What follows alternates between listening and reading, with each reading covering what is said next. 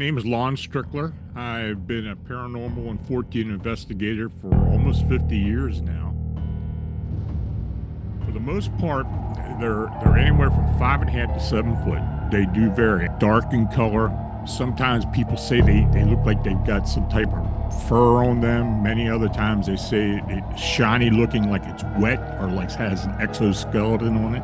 Very thin legs, very thin arms. The wings themselves have been gargoyle or bat-like shaped wings, running anywhere from 12 to 15 foot total span. So they've got the red eyes, which they're able to levitate without using any type of the wings. Many times people see them flying without using the wings, not flapping the wing.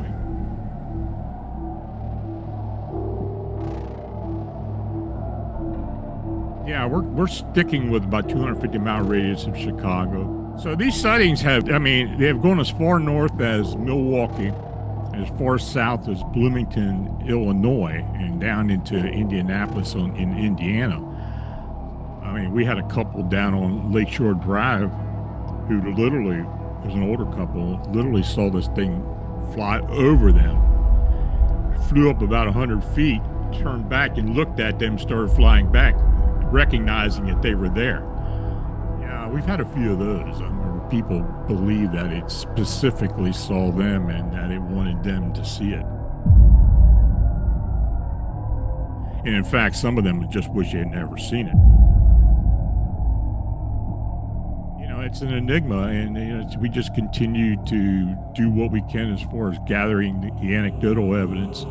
We've had very little physical evidence or photographs or discernible type of photographs because of being so quick. By the time somebody sees this thing, decides they're going to take their phone out and focus, this thing's gone.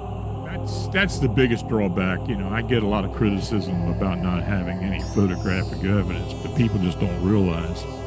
When people go through shock and see something that they're not familiar with, they react in certain ways. They're not quick enough to react to take a photograph. I think the whole phenomenon is probably some type of guardian or sentinel that's been called out by either a strong energy or someone trying to manifest.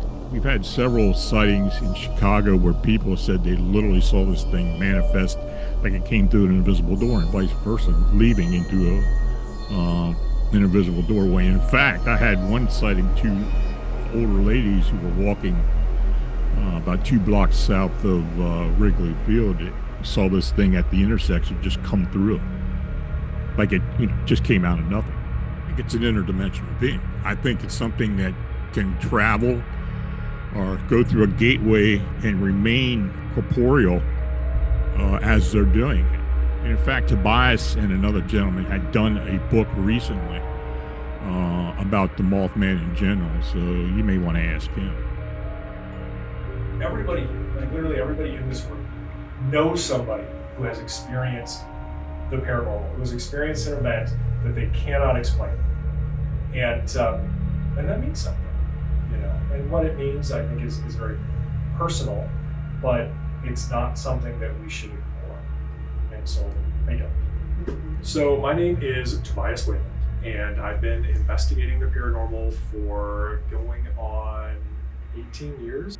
And so overall, the effect of the internet is certainly to popularize phenomena such as Mothman, but it's also, unfortunately, one of the greatest obstacles we have to disseminating what would even be close to the truth regarding it. And that's too bad.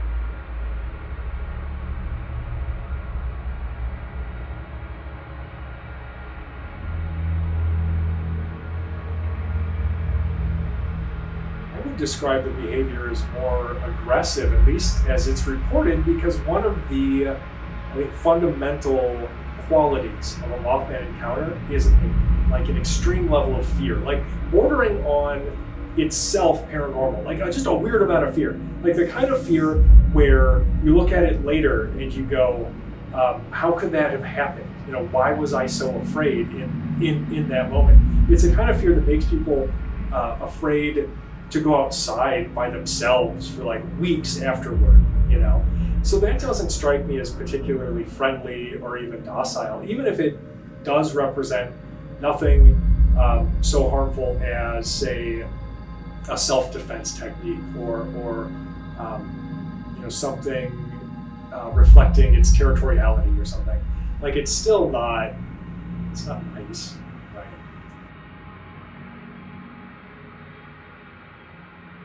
As well, that people were affected after,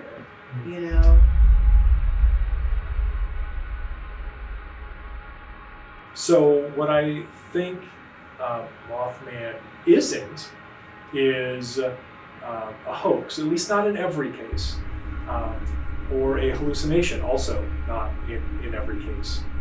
Nor do I think that misidentifications can explain every single instance. And so after that, what are we left with, right? The only thing I can say with any certainty is that people are experiencing something that they can't explain. What that is, what it represents, might be unique to the individual, and furthermore, beyond that, I can't really say much, other than to say that I don't know, which is a phrase that is often underused in this field, and I would love to see it become more popular.